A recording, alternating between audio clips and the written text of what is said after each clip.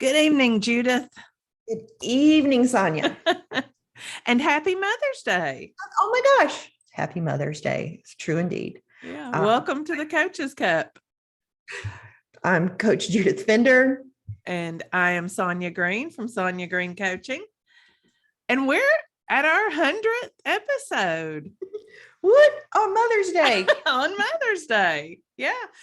And 21,000 downloads. Oh, I told my husband that this morning because wasn't it just like last week? It was like 20,000. Something like that. Yeah. And I just kind of scanned it today because, and I was like, what is going on? I don't know. It was very exciting. Very exciting. There's so many of you out there listening and getting value from this podcast. And we get value from you. And we get value from each other. Yes, we do. This is fun. Yes. Yes. I mean, I know we've said this before that we didn't really think in the long term when we started this, but at no point, a year and a half or what, 2 years ago, 2 years ago, 2 years ago, it'll be 2 years in June. At no point at that time did I ever think about what episode 100 would be like. We truly were. Like, I just remember thinking like, I've got to get over this anxiety thing. I'm going to need to talk. And I remember including homework from the life coach school to this was going to be a tool to study by. Yep. And it still is. It still really is a helpful tool to keep our coaching relevant and on topic and kind of just keeping the pulse all around on what's going on out there with in personal self-development. Yes. I don't think it's a spoiler for anybody, but just in case it might be, I mean, we choose topics that are relevant to us, to our clients, things that we need to hear. Those are the things we choose to study. So, and if you all ever have topics, we would love to hear what those are. We would love to hear your topics, but we have never really had trouble coming up with topics. After 100 episodes, you'd think we might. Yeah. There's always something to learn. There is. It's endless. Yeah. It's endless. That is a circumstance. So we decided that for our 100th episode, we were going to just have some fun with it and answer some questions, both personal questions and coaching kinds of questions. And so we've got 6 questions that we're going to roll through tonight. And you'll get to know a little more about us. We may even get to know a little bit more about each other. I don't know. I have a feeling, I feel like I know you pretty well. So I don't expect you to surprise me. I know. I mean, well, after 100, so that's like, I mean, potentially 100 hours together, potentially, because we do a little pre-gaming sometimes. And then we do probably more than 100 hours. Yeah. Yeah. Huh. So, and I apologize, folks, if my voice sounds a little weird. I've got all the tree pollen allergies, so I'm going to try to get through without croaking on you, but I may get croaky. I am also chewing gum. If you notice some snacking sound, I have been traveling and not drinking water because there was no time for potty breaks. So I'm a little dehydrated. So I'm chewing gum so that I can talk and lubricate my mouth. All right. Well, you've got our first question. So you want to ask it? Sonya, I love this one probably the most. I know. What is our favorite genre of music? And, I love this because we've actually brought music into a couple of episodes. We haven't played it because we don't have the appropriate permissions and we really don't want to pay any fines. But we've talked about music because I think it is a big part of our lives. Right. Well, it's part of the human need to communicate, connect, expression, to feel feelings, and the culture. Yes. It's very normal. Yeah. Yeah. And I was very much, that's part of my only child experiences. I was very into music. Like that was my companion often. Tell me more. How? Okay, because here's my thoughts. No. What do you mean when you say companion?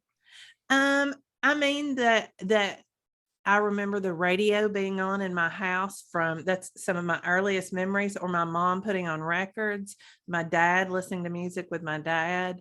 And I remember, like, as a teenager in my alone time, and I had quite a bit of it, music was my constant companion.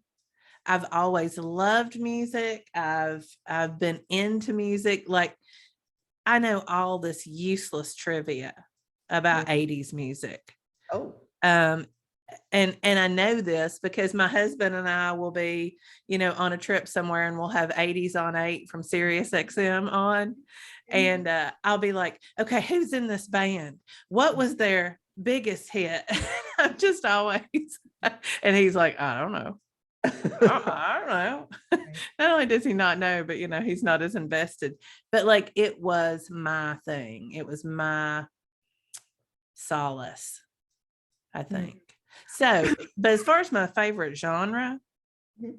I would have to say my favorite genre is rock or alternative rock. Like, if there was one band that I could see tomorrow, it would be the Foo Fighters. In fact, What? Okay. What? I'm like, I couldn't even tell you one song they sing. I don't think. Not right. No. Not. I mean, I've heard of them, and I probably have heard their songs, but I can't make that connection of what they sing. Yeah. Yeah. I just also finished, the lead singer, Dave Grohl, used to be the drummer for Nirvana. Okay. That's not how he started, but that's how he became famous. And he started the Foo Fighters. But I just finished his book, The Storyteller, and it is just a fantastic trip through 70s and 80s rock music. Just, his life and experiences, but he's about our age. So yeah, that's rock. Alternative rock is definitely my favorite genre. Mm. I like to play it loud when I'm on my own. Oh, so my brain goes to when you said I like to play it loud. I think about, I remember the first time, this might be my first time, I'm going to tie this into some personal development. The first time I ever felt embarrassed Uh-huh. was I was singing the song with a hairbrush, and I was under the age of 7 because it's the house we were living in. I can tell you, when we moved. So I was under the age of 7, and it was the song, I can't tell you who it was, but it was the song, Billy, Don't Be a Hero. Yeah, no, I know exactly. I was just all in. And I think it was my sister. I can't remember exactly who it was, but somebody caught me, and I was singing into the mirror, and I saw them in the mirror, and I felt embarrassed. I have a funny story to match that with. So when I was 6, for my 6th birthday, I got my first record album, which was Sean Cassidy. Oh God, he was so cute. And I don't remember if there was a poster with it or I just had a poster of him, but I was playing that record and I had to go somewhere, and I was walking out of the room and I kissed the poster, and I looked, and my dad was looking at me, and I could have fallen through the floor. I was so embarrassed. So there you go. I know that feeling. I can access that feeling immediately. Yes. I mean, I can still see, like, I'm wearing just like a t-shirt, and I had wet hair, and yeah. So, and okay. So what genre? Yeah. I'm going to go with probably mostly like, pop culture and country and rock. And it's just, there isn't any one, but I am the youngest of 3 older siblings. And so I listened to what they were listening to. And then of course I was just always listening to, what was playing on the radio. I immediately go to childhood. Yeah.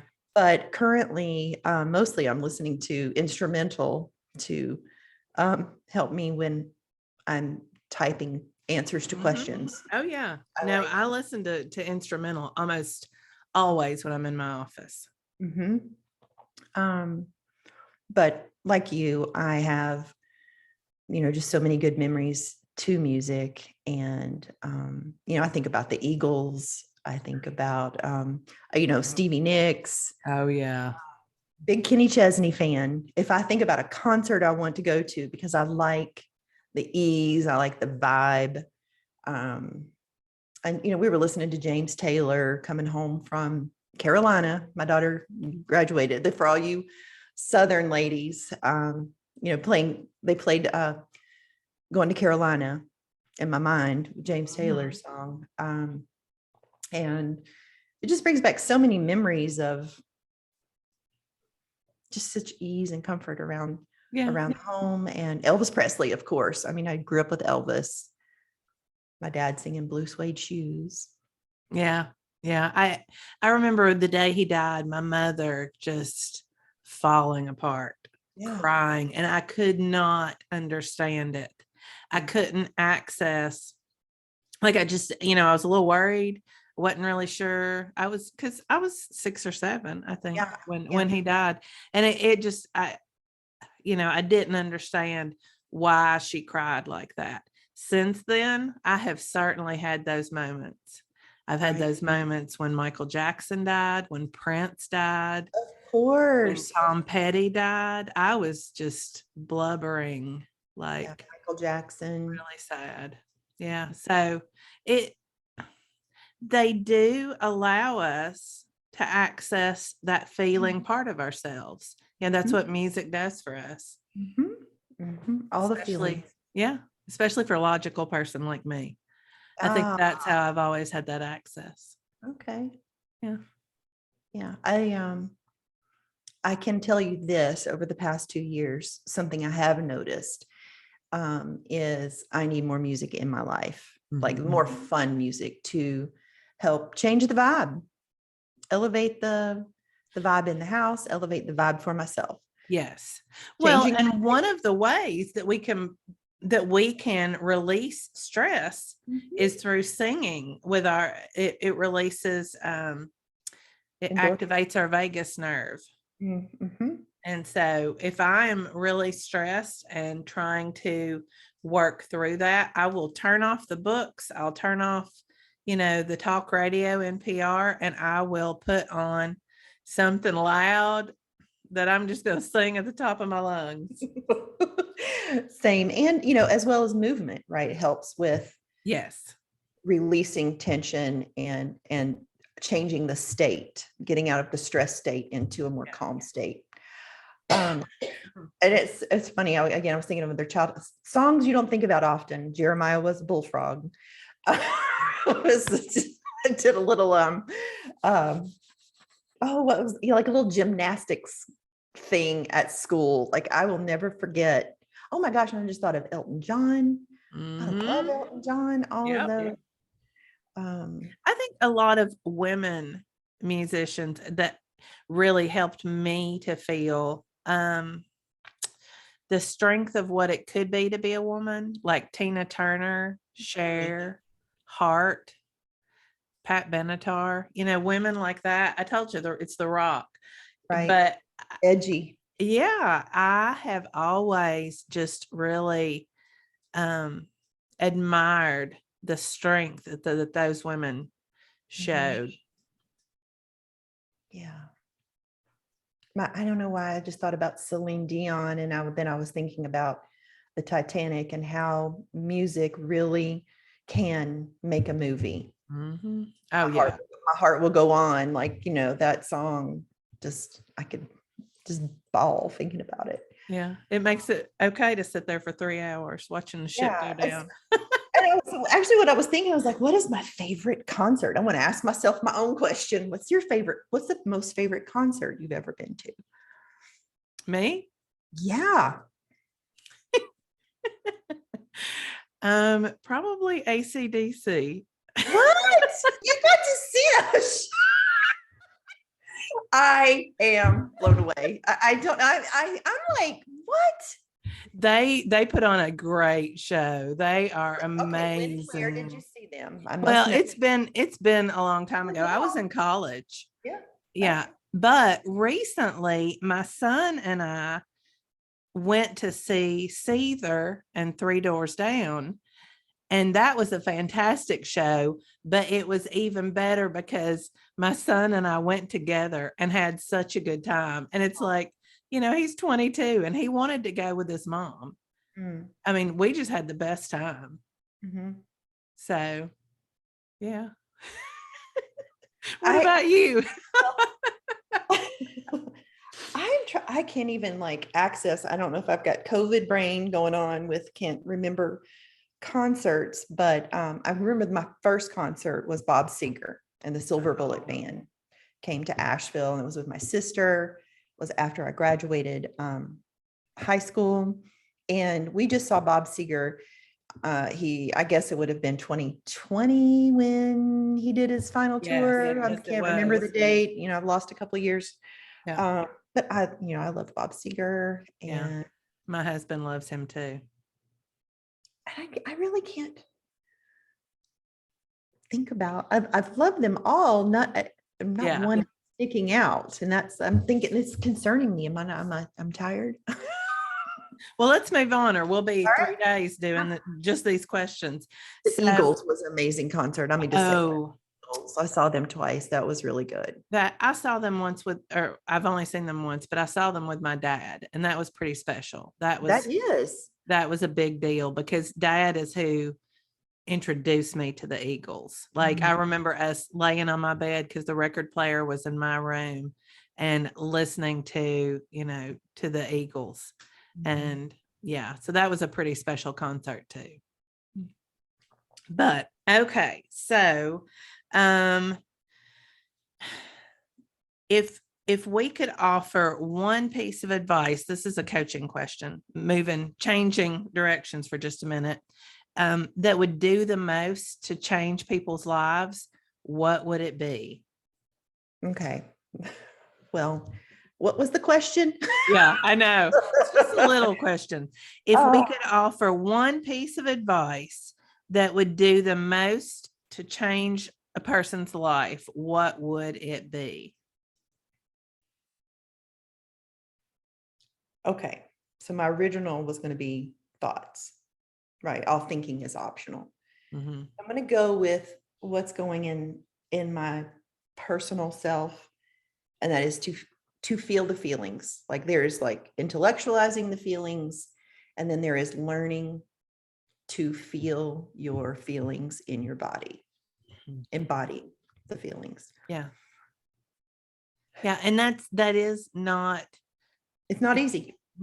No, it's not. I mean, it sounds like something that should be innate. It should be something that we just all know how to do, and it's not. So that's a great answer. And the layers of the onion on this for me about feeling the feelings. And then when I finally understand the feelings, it has been pivotal in understanding me more. Yes. How about you? Yeah. I'm going to go back to probably my favorite discussion that we ever had, which was the power of the pause. I think that moment, hopefully it's a moment that we take between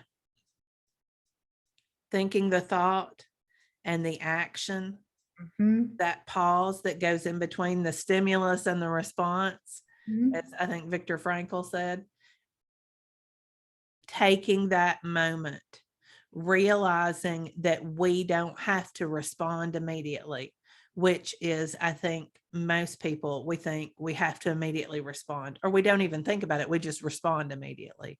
Right. And taking that moment to decide how I'm going to respond is, that's probably the best advice, is to get people to think about that, to just take that breath. It's a solid for sure. Yeah. It's a skill, just like, and it sounds easy, like feeling your feelings, but all of this, y'all, if you just knew how much, we coach on this and really learning that it is not just in one area of your life. If it's around your eating, if it's around how you handle cars on the interstate, if it's how your family, Exactly. If you How have a people at work thought, treat you. it it literally is like learning to live your best life. And Yes. yeah, right And there. it's empowering. Yes. Yeah. Because you realize that you have control. Yeah.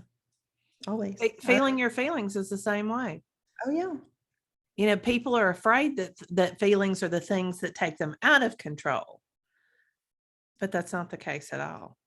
It is not the case at all. And that feelings, I'm going to get weird here for a second, but that I had a counselor tell me one time that feelings are facts, right? You want to talk about when I started learning the model, I was like, oh, but my counselor so-and-so told me feelings are facts. Yeah. But if you come back full circle, I forgot even where I was going with this, that the understanding that feelings are indicators Yes. Signposts. of of circumstances in the past, of the stories of the past, and that while it may not make sense, right? Particularly I'm thinking trauma response, that Yes. learning like anxiety is not from the present moment, is something that you learned, I have learned from a previous, it's a stored stress in the body. So it almost can be a fact, but it's not like the fact in the model. Right. No, but it is an accurate indicator. It is an Yes. accurate signpost. You should be paying attention to it because it signals to you that there is a thought somewhere back in there from something in the past. And I actually had this thought to discuss with you, as we did a podcast on grit or perseverance. Uh-huh. And I was thinking about, how much I prided myself on having grit. And it is a good thing, perseverance, amazing. But how it can also be to your detriment when you push through feelings for so long that you forget, and then it becomes the normal thing. Yes. And then you have to unlearn or process through the layers of feelings that you didn't feel because we just pushed through. We just grit through this. I'm just gonna feel like I'm walking through fire for the rest of my life. No. Yeah, absolutely. You're absolutely right. Yeah. So that is something I've noticed in myself in learning and in my clients. It's so funny. The more we self-coach, the more we can see these things in others. Yes. Oh yeah, absolutely. And Easier in others. Yeah. And the more we coach, the more we see things in ourselves too. I mean, it's reciprocal. Oh yeah. So absolutely. All right. So Sonya, this question for us: who has influenced our coaching? Well, there's the obvious answers. I mean, Brooke has obviously, and Corinne, even she was I think for both of us, the original, and then Brooke. But other people that influence my coaching on the daily, I think of Martha Beck. Everything I talk about with integrity really comes from reading that I've done from Martha Beck. Brene Brown. I don't want to take all of yours too. I know. I'm like, okay. Well, but you can expound on some of those. Go ahead. No, I was going to say, there is, we share equally, like, because they're out there. These are the ones, Mel Robbins, High Five, the ones who are sticking their word out there. Caroline Leaf, and I'm in like Susan David. Gabor Mate. Yes. His work on trauma and addictions. Recently, who's hit my radar? Well, really, I say recently, it's been this past year. Deb Dana and Stephen Porges and their work on the polyvagal theory has been helpful for me in transferring or my transformation with understanding my, the vagus nerve, right? Yeah, absolutely. it's something even, and you can intellectually get it. I learned about the autonomic nervous system in, I don't know, high school, did it in college. Made sense. Yep, learn It it, made check the sense, box. I studied it, got my A. but you didn't have life experience to apply it to, or you did have life experience, but you didn't really understand. I didn't understand how to apply it until I was a little older. A lot older than me. Yeah, a lot older. Yeah. Yeah. It's funny, you have that information, but that doesn't necessarily mean that we knew how to apply it to our own lives, to make our own lives better. It was checking the box for me. It was a class. It was study. It was learn. It was memorize it. It didn't have application for Yeah. me in Yeah. college. Yeah. Although it should have. I said that. Yeah.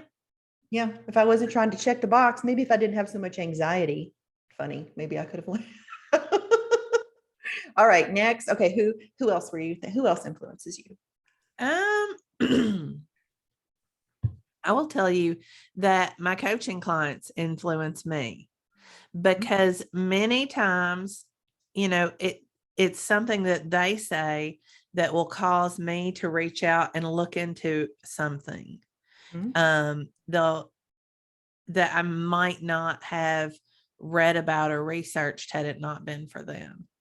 So, I think several times there's several clients I can think of that I wouldn't have researched certain topics had it not been for coaching with them. So, I'm going to go with me. I'd like to thank me.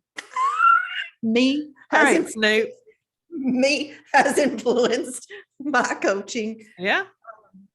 Has made me the coach I am. Yeah. There is no doubt in my desire to understand myself and keep going, and because the brain just likes another problem, it's going to keep solving. Well, right. The brain tells us that we need to fix ourselves, right? Well, I don't know. I'm not trying to fix. I am trying to understand and You develop are that. now, but I mean, you remember back in the day when you were trying to fix. Did you never try to fix? I think that's where I certainly started. I thought that I had a problem that needed fixing early in my interest in self-development. It was because I had a problem that needed fixing. I go all the way back to fourth grade. I wrote a book called Dr. J's Guide to Family Divorce. I did. It was a project. Yes. My parents didn't get a divorce until like 40 years later. Yeah. And hence how intuitive you were. Right. And my desire, I was a psychology major. Yeah. And it was even in fourth grade. It was the desire to help others. I don't know. Little did I know until, contraire, mon frere, last year, that's me. I need to help me, not others. Yeah. But, yeah. That's interesting. Anybody else? Well, you've already said Corinne's name, but without a doubt, I mean, I would not be anywhere near where I'm at had Corinne not put herself out there with her weight loss journey, her vulnerability on every level, from her marriage to mothering to drinking to exercise. I mean, what hasn't she talked about that has influenced and caused me to pause and think and question within myself the direction, what is going on in my life? And so and Kathy Hartman, Sonya Green, to my accountability group. Absolutely. I mean, that's another thing, surrounding ourselves with this community of coaches that we have access to. So many have influenced us. And for that, we are very thankful. and even as it's just the irony is not lost on me right now in this moment. We're going in a different direction. I have a small assignment where I'm supposed to do a single speaking. I'm supposed to speak by myself, right? And I've been speaking with you, and I'm like, oh, it's not good enough. It's not perfect. I've recorded it 30 times at least and ditched it. That's And fun. here I'm talking about the value of people putting their words out there and how much I appreciate it. So I'm just sort of coaching myself right now, the irony. B- work. I'm like, but it's not structured. It's not organized. You want to remember way back when, B- work. That's my big life coach school. Aha. What? Yeah. It doesn't have to be a work. No, I do know exactly what you're talking about. Like, I've done a couple of things, like just with my voice. I did a little ad for speaking engagements. And when you were out with your mom last year, I did kind of a little thing that ran at the beginning of those episodes explaining why you were gone.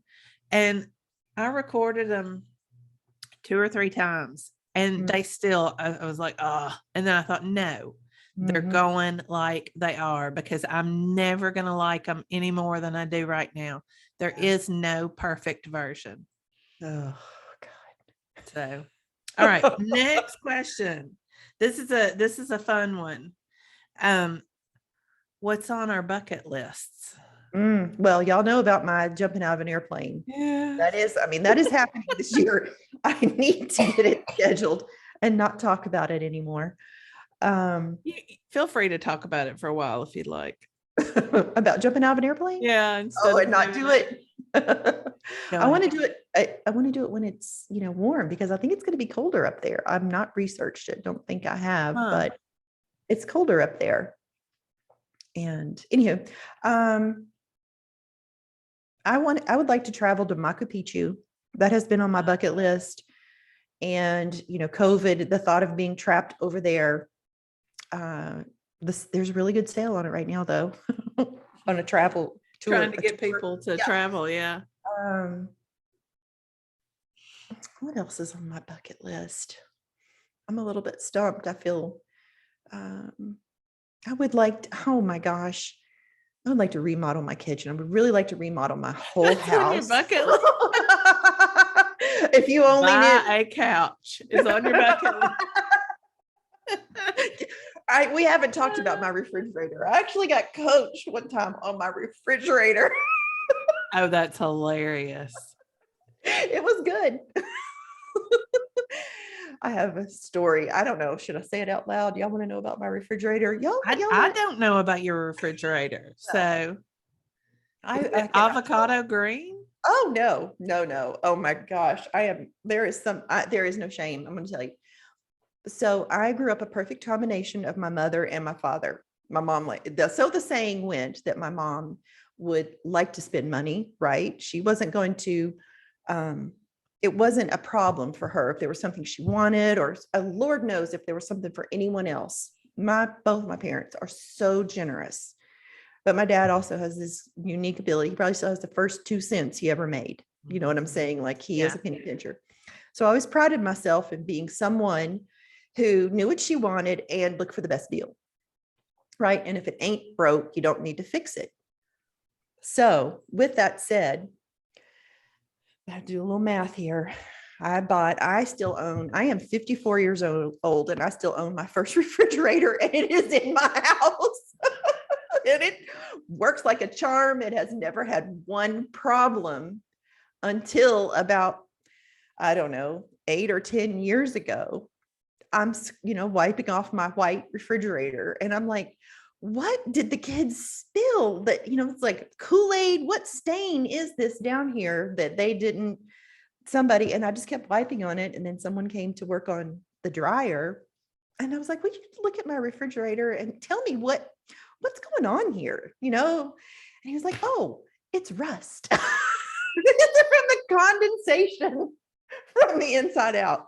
So fun fact, I need a whole kitchen remodel just so I can get a new refrigerator. And I don't need a new refrigerator because it works so well. So how old is it? Well, I got married in 1993 and I had the refrigerator before I had my husband. I'm going to go with 1991. So about 31 years. Yes, that's how old my refrigerator is. Can you believe that? That is amazing. Right? Yeah. That is who, and so I shamed myself about it for a long time, but it was just too overwhelming. The Mhm. thought of someone being in my house. It's a very open floor plan, and God, it's constantly, I'm getting overwhelmed thinking about breaking out a little bit of a sweat. But I would like to like move away for a year and have somebody come through and redo my entire house, including the kitchen, and do all the things and come back and have a new fridge. But here's the thing too, I get in my mind, I'm like, watch me get a new fridge and there'll be something wrong with it. I'll just be like so mad. Oh yeah. Because I've heard Yeah. people have gone through like 3 refrigerators in 5 years. So the house that we just sold in Tennessee, we built it, moved into a brand new house in 2016.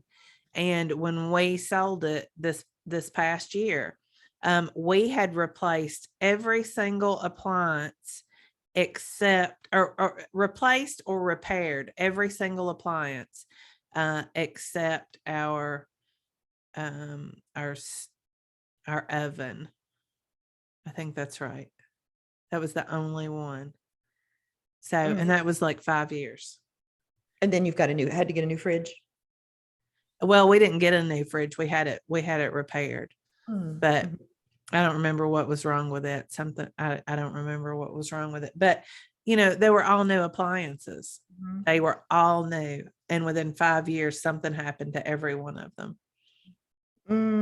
Okay. And that, see, when I hear that, Mm-hmm.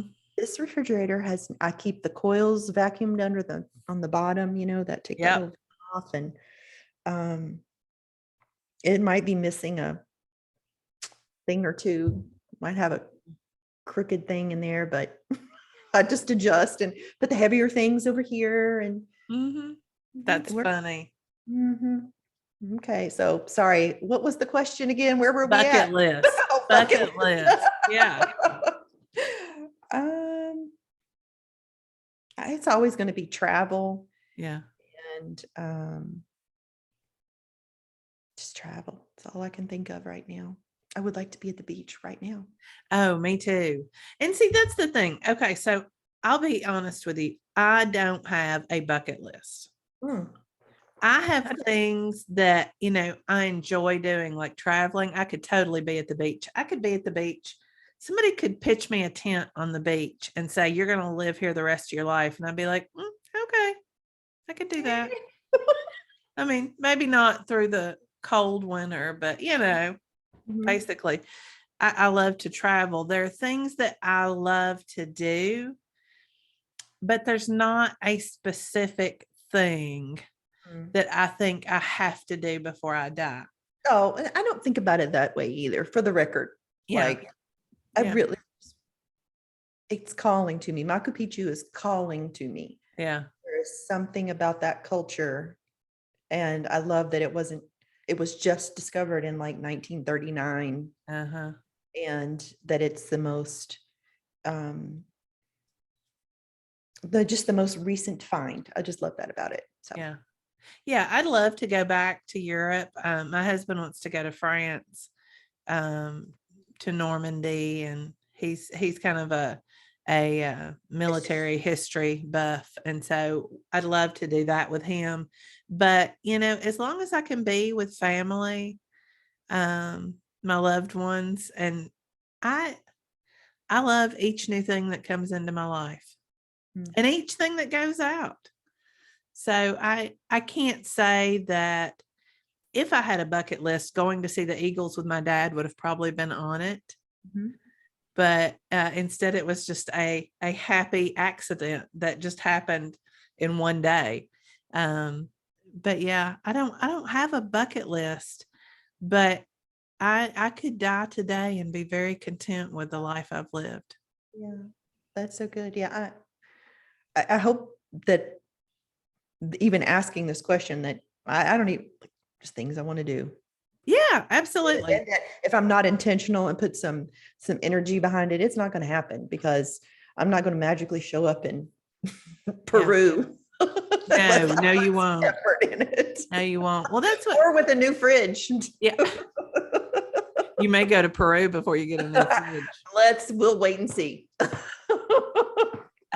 it's funny, you know, I have tried to get my husband to, you know, to travel and do things, and he loves to travel too.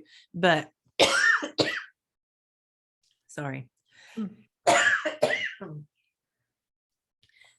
But for my birthday, he asked me what I wanted, and I said, I want to go away with you overnight. You know, one night somewhere, doesn't have to be, I don't care where. You have to plan it. And so we went to Cumberland Falls. And so a few weeks after the trip, he said, you know, he said, I've been thinking about this. And since you're retiring and I'm semi-retired, he said, we're going to go to a different state park once a month in Kentucky. And I think there's like 30. So that'll get us through a couple of years. And I said, that is so fun. That's something to look forward to. It's not crazy travel, but it's just something to do, except for the months like when we're going on a vacation or something. And I'm looking forward to that a lot. But again, it's just more about, you know, being able to take a trip and just he and I having some time together. So Agreed. I feel very much the same way about this. Recently, I came across, met up with some friends, and I had a boom goal, and my boom goal was, I said that I wanted to get away with my husband, and it was actually Corinne that wrote up on the board. She called it sex trips. So it was sort of like, I was like, no, that's not what I said. I want to get away with my husband. I want to get out of the house, you know, because I've been the stay-at-home mom for like, I don't even know how many years now. Like the kids are, well, my oldest has just turned 26 and I've been home since she was born. So, and now working from home, and then damn COVID, I'm going to call it that. I went out of the house and I went out of the house with my husband because things are just better out of the house. Like they are. Yeah. Change the circumstance and the mood just gets better. So totally about getting out of the house. Yeah. With my husband would just make it better. Well, so, and check out those state parks. Right. Well, and that's just, you know, I love to hike. So that's one thing. There was period. There's a plane crash up above. It's called Water Rock Knob off the Parkway. And the fuselage is still up there and you can go, you know, it's still really intact. I see pictures of it all the time, what I follow on Facebook. And so that is, if we had a hiking bucket list, that would be one. That sounds fun. Right? Yeah. Let's go with the closest thing to your state park. Yeah. Yeah. All right. You want to hit the last one? Well, this might, okay. What do you do when you're not coaching? Sonya, take it away. Oh, goodness. What do I do when I'm not coaching? Driving up and down I-65 to Nashville to go to school. In your traveling university. Oh, my goodness. Yeah. That is coming to an end quickly. But I haven't gotten there yet. So right now it still feels like I spend about 4 hours a day when I go to Nashville. Unbelievable. On the road. And so that's what it feels like I spend most of my time doing. So I'm going to answer that question again in about a month or two and tell you something better. But you know, I do that. I spend time with my husband and my family. I spend time at the farm. I just planted my garden. So I am preparing to spend a lot more time in the garden and digging in the dirt and playing with the animals and doing all that. That's what I love to do. I like to have my toes in the dirt. I do believe that there have been quite a few Marco Polos where there's been the pig. Yeah. And there was the fences, and then there was hay, and the garden. And in fact, a few years ago when I came to visit, you sent me home with, I think there was squash and Yes, that's tomatoes. right. Yeah. I had forgotten Um, about that. I know. And that's easily been 2 years. It'll be 2 years in July. Oh, wow. That's crazy. Yeah. And so I have seen your garden that you had there. Mhm. Um, so that I just think I just admire that. I grew up with a garden, like my family always had one and my grandparents, but I did not inherit that gardening gene. So Yeah. I do admire that very much because I know it's work. It Um, is, but it's restorative to me to yeah, be outside like with a hike for you. yes, With me, it's more digging in the dirt, gardening, doing something on the farm. yeah. It's very restorative. So anything else that you do when you're not coaching or teaching? I mean, we did the period, of course, with the kids where we were following them to whatever sport they were playing or whatever band concert. But we're kind of in between those periods. Bennett he's not really into sports and not old enough to get into band yet. So we're kind of an in between period. I think we'll get back into that, but it's not so much right now that we run with the kids. It's this question has me a little bit stumped because not happy with I'm judging my answers, but I'm just going to be straight up. When I think about this past year, what did I do when I wasn't coaching? There was sleeping. Yeah. And trying to get my mind together and going to physical therapy appointments, going to the eye doctor, going to the dentist, like just trying to, this past year feels like it has been a lesson in self-care and how to take care of myself and prioritizing my health and physical and mental and emotional, like all the things. That's what I've been doing is self-care. That's what I do when I'm not coaching. Self-care. Yeah. Hiking. Rest is a big part of that. Yeah. I Time for that. yeah. I've just been doing a little bit of research on sleep, and this one thing that just sticks out in my mind, and I'm going to share it with the listeners and share it with you, and thinking about it's something like if you go 18 hours without sleep, your blood out, you could have your functioning ability is that of like someone with a blood alcohol level of 0.08. Yeah. If you go 20 hours without sleep, okay, so it's 0.5, and then the 20 hours of sleep, it's like 0.8. And then if you go 24 hours without sleep, it's 0.1, like you're legally drunk. Wow.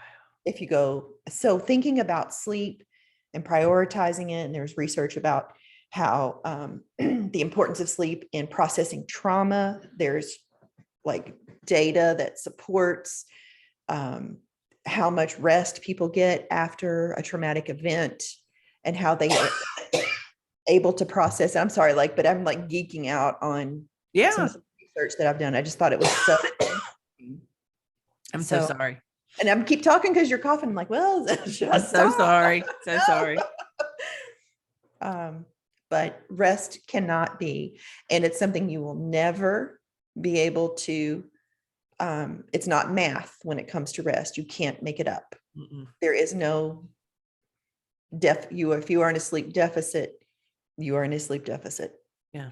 Can't make it up by sleeping over on the weekend. Yeah. Although we feel like we could. Yeah. We try.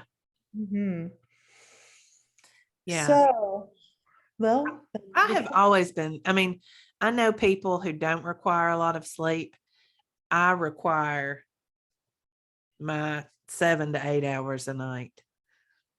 I have really been, well, I'm not getting 78 hours of sleep, but as a bonus, I have found that taking a daily meditation has been super helpful. Sometimes I fall asleep, sometimes I don't, but it has made all the difference in the world of my ability to function, show up for myself and my clients and make good decisions for sure. Yeah, absolutely. Mm-hmm. So what else do I do? And I like to ride around in my little convertible Volkswagen. I don't know. I have a little, I think it's like a 2004 Volkswagen. And I went through this period where everything I owned had been barfed on or Yes. had been peed or pooped on. And I was crying to my husband that there's nothing new and everything, like, because I was trying so hard. And he surprised me. It was Mother's Day. It would have been like 2004 with a little Volkswagen and both my kids. It was their car when they turned 16. They learned to drive. And so it's my favorite. I really love it in the fall, but I love to drive it up to Bear Valley Mountain and go hiking. If I had what I would rather be doing if I wasn't coaching, be that right there. Yeah. And working out, I do work out. Anyway, we're just talking on and on and on, talking about things like I would like to be like lifting some heavier weights, do some body lifting, body sculpting. I don't know. But that requires more time, more sleep. I'm not ready. Well, it's on your bucket list, right? If I don't prioritize it, it won't happen. Right. Exactly. Yeah. Mm-hmm. So I guess, I mean, in the end, we're just normal people. We're just figuring it out with our 31-year-old refrigerator. Making coffee in the morning. Yeah. Yep. Getting by. Mm-hmm. Mm-hmm. But I have certainly enjoyed the last 2 years. Yeah. Oh. We have become so close. There's not a lot that we don't know about each other. Yeah, well, the AC/DC concert, that surprised me, Sonya. Surprised you? Woo! I listen to it when I work out, and I grew up with it, but I don't know why. Apparently, because I have like this farm girl image of you, so I am shocked to hear about AC/DC. Yeah, no, people are always shocked when they hear about my music preferences because I don't know. I mean, I guess they do probably think that I listen to country music or something, but I listened to country music for a hot minute back in the early 90s when I was seeing a guy who was I was working on my master's in English and he was working on his master's in ag.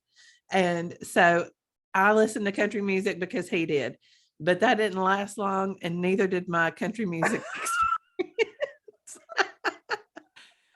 My husband listens to country music. So, and the kids, my daughter and then my youngest son do, but it's not my go-to. I like a lot of guitar, like a lot of, loud guitar.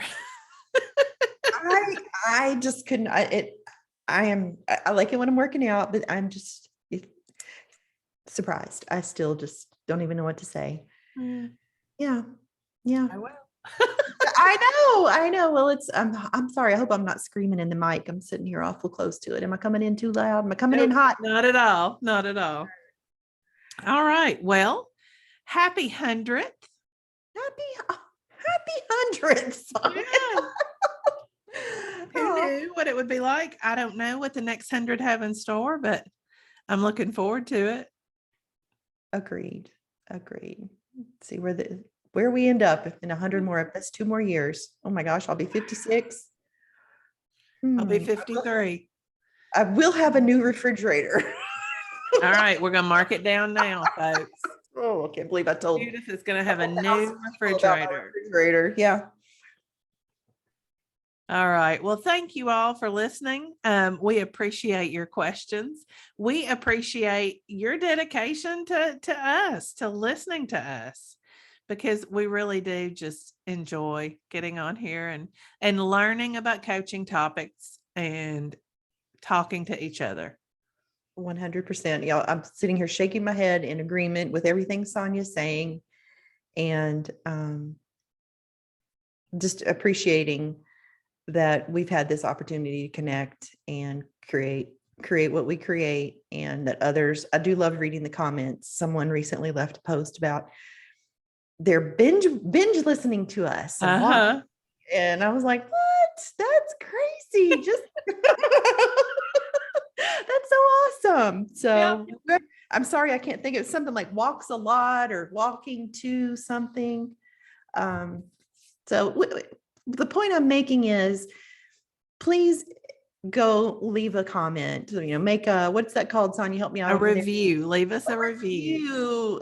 We do love reading the reviews and hearing your thoughts that you have about the podcast. And if you would like to, if there's something you want us to talk about, like stick it out there, put it in the review, put it in the Facebook thing, send us a DM. Just Judy on Instagram is the best way to find me. And you can find me at Sonya_Green Coaching.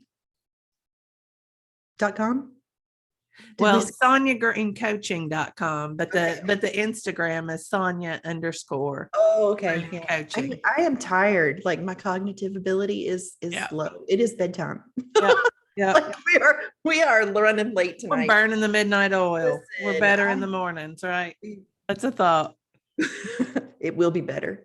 I will have rest. I did not sleep well in a hotel with my husband for 2 nights because he snores. There's the fun fact, I want to get away with him. But there's the reality of the earplugs that I had to have.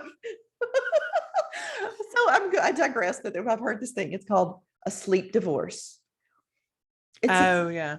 And I'm like, oh, we've been doing that since we were married. He sleeps downstairs because he snores loud. Yeah. Anyway, and it works for us. Like 30% of marriages have a sleep divorce. Interesting. Yes. Mm-hmm. All right. Well, folks, we'll see you next week. We do appreciate your listening. And if you would leave us a review or share an episode, then that will help us grow even more. So who knows how many downloads we'll have by the time we hit 200 episodes. Wow. All right. We'll see you next week. Bye, y'all.